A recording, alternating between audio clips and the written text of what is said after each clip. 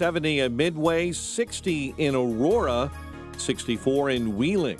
And your next news update is at 7:30. Chicago's Morning Answer continues next on AM 560, The Answer. Now, from the Signature Bank Studios, this is Chicago's Morning Answer with Dan Proft and Amy Jacobson on AM 560, The Answer.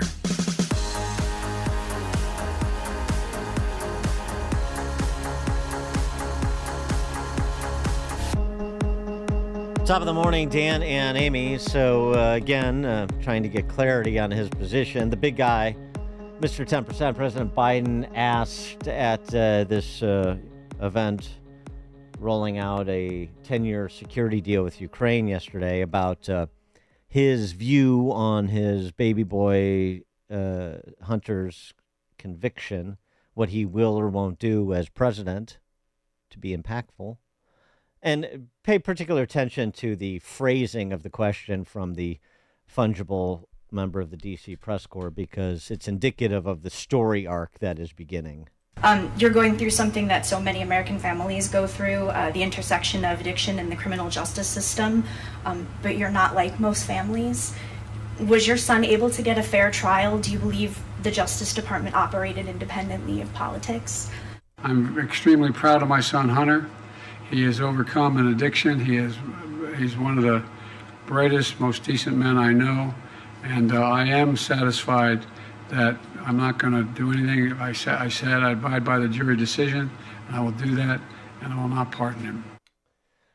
May not have been what they initially planned when they embarked upon this lawfare campaign against President Trump and on behalf of the Biden hillbillies. But it's working out actually quite well for them. And the Hunter Biden conviction, in my view, is a big political boost for Biden. We'll see what Salena Zito, what her view is. She's always got her ear to the ground, out with the hoi polloi, reporting on what actual human beings think outside of the Beltway. Salena Zito, national political reporter, author of The Great Revolt Inside the Populist Coalition, Reshaping American Politics. And this week, it's starting to reshape Western European politics, too. You can always check out her writings at selenazito.com. Salena, thanks for joining us again. Appreciate it. Hey, good morning. How are you? Good. Do you subscribe to my contention that the Hunter Biden conviction, while maybe not good news personally for Joe, is good news politically for him? I'm not quite sure. I think the jury is out on the long-term impact of this. And in particular, I want to wait and see what happens with his tax trial. Mm-hmm. I wonder if it makes him decide to take a plea deal, because he may have he may recognize he may not be able to get away with whatever he's attempting to get away with. And so, I don't know. The jury is still out. There are a lot of Americans in this country who have family members or they themselves have drug problems, addiction problems. But I think there's a different sort of framing around the Bidens because they try to get away with not getting in trouble with that plea deal, and that kind of changes things. Well, don't you think during the tax evasion? No one else did that. Sorry, Salena. During the tax evasion trial, we'll find out what exact work was done. Why he was paid these millions of dollars for what was his job. Right. And so I think because he was found guilty, 3 counts of guilty on these charges, he may decide he's not going to go through with this trial. At least he's going to attempt to. I think that's the long-term impact, and then that is a negative impact. Do you think there is any overconfidence in MAGA world? I mean, specifically the Trump campaign, the people that are actually prosecuting the effort here. overconfidence based on the early polling and the turnout at rallies and so forth, and the problems that beset Biden, both from a policy as well as a professional and political nature. Are they overconfident about what November will bring? No, I don't. I don't think so at all. I think they understand that this is going to be a very close election. Okay. Even if it's not going to be a close election, even if Trump wins by a lot, they are playing as though they are behind, and they understand while poll numbers may show the president ahead, there are infrastructure things within the system that they have to make sure that they do and are good at. That means voter turnout, and that means mail-in balloting. And those take money, and those take people, and those take dedication to those projects. So I don't think they're going to be overconfident until the day after the election if they won. You know, to that point, I mean, this has been a problem. I know you're aware of it, and some of the campaign operatives are, and some of the people pay close attention are, but a lot of people aren't. This continues to be a nagging problem, even as things look rosier for Trump and Republicans based on the numbers. And we had another example this week where in a special election for Ohio 6, the Republican won the race, but he won the race in a district that was previously a plus 30 district for the Republican incumbent, won the race by 9 points. And, okay, I covered that race. Okay. And no one was paying attention to that race. Right. There is no star power there. I am of the belief that special elections are just that. They're special. They're different. It's a June, and nobody's paying attention to the election. I understand, and if that occurred in a vacuum, I would be more dismissive of it. But it follows off-year elections in November where Daniel Cameron loses in Kentucky, where Tate Reeves barely wins in Mississippi, where Pennsylvania Supreme Court seat goes to the Democrats. So there's other indications in a more regularly scheduled election that Republicans still have a bit of a turnout problem. I think they have a mail-in ballot problem. Okay, well, yes. I don't think that they have. I don't think they have an enthusiasm problem for turning out in November for Donald Trump, and so maybe it is the non-Trump years that's going to be the problem going ahead for the Republican Party. But Daniel Cameron was a very, very good candidate, but Beshear was also, in the eyes and minds of Kentuckians, was a very, very good governor. And it's hard to beat a incumbent governor, no matter what party it is. And same goes for that special election. I mean, nobody was paying attention to that election, Democrats or Republicans. And so I knew exactly how that turnout was going to be because you didn't even know that was going to happen. And it had more of a primary election turnout than a general election turnout.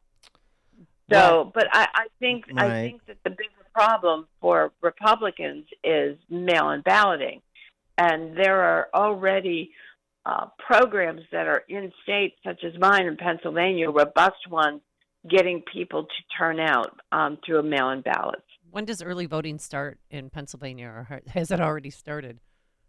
It'll start, I think. The date hasn't been picked yet. I think it's going to be a week earlier than it was the last time, so end of September. Or in September. Yeah, end of September. Well, so Pennsylvania, I mean, especially since you know it so well, that's an interesting case study. So give us your assessment then of Pennsylvania, Biden versus Trump, infrastructure, preparedness going into 2024 as compared to going into the 2020 election. 2020 election, Republicans sucked at at mail-in balloting. They were just awful at it, and a lot of that has to do with Donald Trump. He kept telling people he didn't trust it. He didn't trust it, and that's kind of a shame because Republicans in Pennsylvania were always very, very good at mail-in balloting. They were always much better than Democrats in my home state. And it was abysmal. It was abysmal in 2022 as well during that U.S. Senate race between Dr. Oz and John Fetterman. And if people remember Fetterman's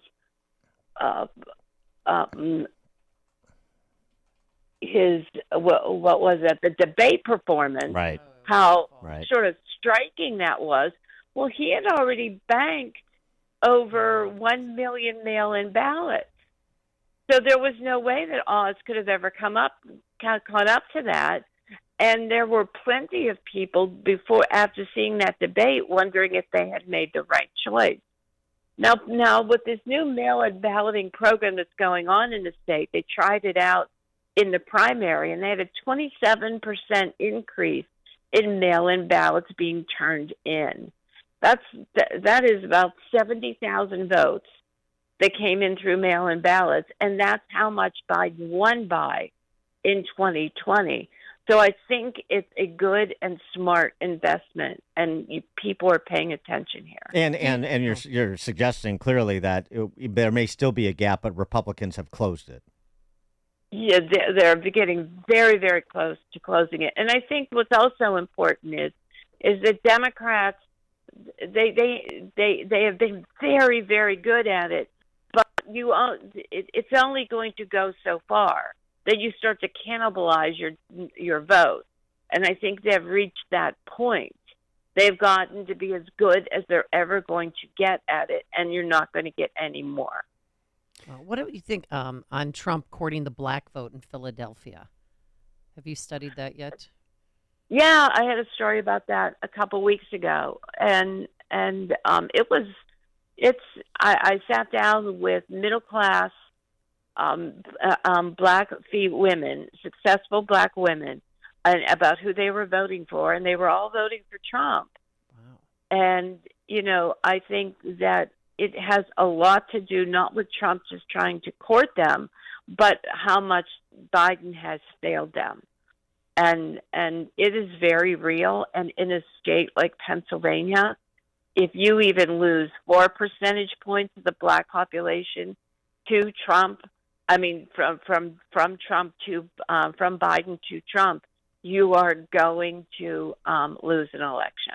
Well, right, and there's polling out this week we mentioned earlier that had so Biden won Pennsylvania's black vote 92-7 in 2020, and right now, according to at least one survey, he was only up 68-23. So that's a 15-point move in both directions. Oh, yeah. I mean, that at least. So that's big, and if that's real, or even if that's approximating something that's real, then it makes it very difficult to see how he pulls Pennsylvania out, which leads me to the question, what is the Biden campaign, what is their thinking? Is it basically we're going to win regardless of sort of the messaging deficiencies and low approval rating, just through the mechanics, through the infrastructure we've built? Is that what they're relying on? They may be, but a lot of my very smart Democrat strategist friends in Pennsylvania don't have wool pulled over their eyes, right? Like they know there's a problem. The big campaign, the national campaign, may not understand that yet, but they do here in Pennsylvania, and they also know that Trump could lose Pennsylvania and still win. Right. But Biden cannot. Well, Biden has to win Pennsylvania. So then what, they recognize there's a problem, and how are they setting about to address it? Well, they're not on the Biden campaign.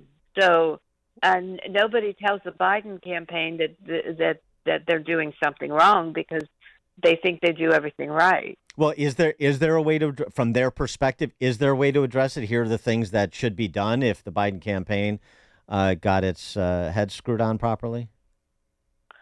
They have not demonstrated that they're willing to change from the course that they have set for the past year.